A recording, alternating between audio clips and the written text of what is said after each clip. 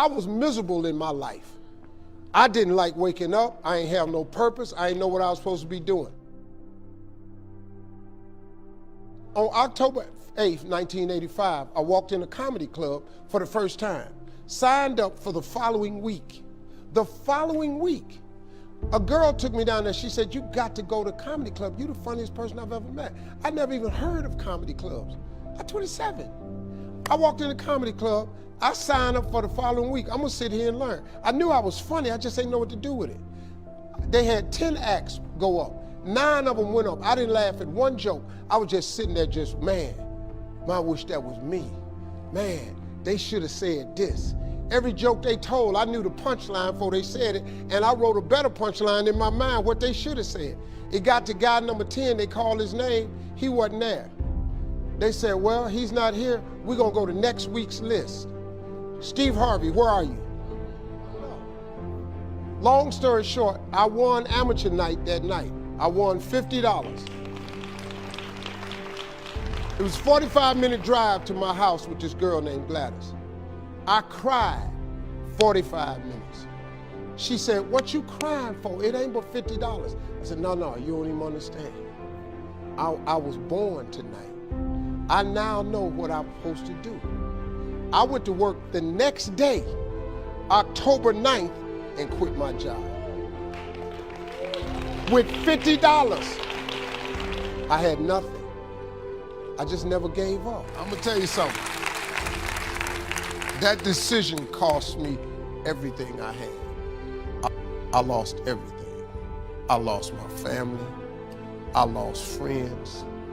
I lost everything. I became homeless. I lived in a car for 3 years. But I just saw this, I saw this vision. I just pursued it. I said, wow, that's it. You have to take chances in life. Life is about risk. If you play it safe in life, you ain't gonna have much of a life. If you play it safe, you won't have much of a life. Life is risk. It takes courage to pursue your dream.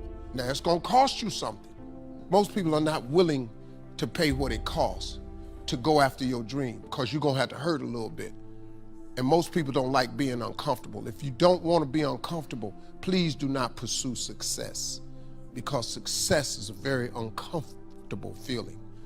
And I just learned to be comfortable being uncomfortable. Life is hard. See, for every time you have a plan, a dream, an aspiration, or a goal, do you know what happens every time you have one of those? This thing comes along called life. It happens to everybody. Life has disappointment. It's got peaks and valleys. You're gonna lose somebody you care about one day. That's a valley. Somebody gonna close the plant you thought was gonna stay open so you could retire. That's a valley. Somebody gonna fire you for an unjust cause. That's a valley. The people that got your credit card gonna sell their company, gonna sell their business to another credit card company. Your 18% go up to 26%. You don't even know why now. Your minimum didn't change because it's life. You can stop thinking that life fitting to be easy, because I got news for you, it ain't. That's a false hope to think you're gonna have a wonderfully carefree life. That's unthinkable. We all live in this bubble. What you gotta do, you gotta put more air in your bubble. You got to blow your bubble up. Expand yourself. Take yourself out your comfort zone. Do not live in your bubble. Put some more air in your bubble. If you stay in your comfort zone, that's where you will fail. You will fail in your comfort zone. Success is not a comfortable procedure. It is a very uncomfortable thing to attempt. So you got to get comfortable being uncomfortable if you ever want to be successful. Start putting some pressure on. Put some pressure on yourself.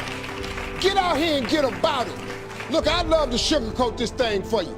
I'd love to tell you, look, you can go out here and get rich, do a couple of things. That ain't happening. You got to get real doggish. You got to get downright funky if you want to make it. Now, like I was telling you before, if you want to be ordinary, you ain't even got to listen to me. Just go on about your business. If you think ordinary is cool, ain't no problem. It's some really, really wonderful, ordinary people. But if you are sitting in this room and you have extraordinary aspirations, then you're gonna have to do extra. You put extra on top of ordinary and you come up with extraordinary. It's no other way. I'm sorry, but here's the fact. All of you have extraordinary capabilities, all of you. You have to decide if you are willing to do the things to put you in that category.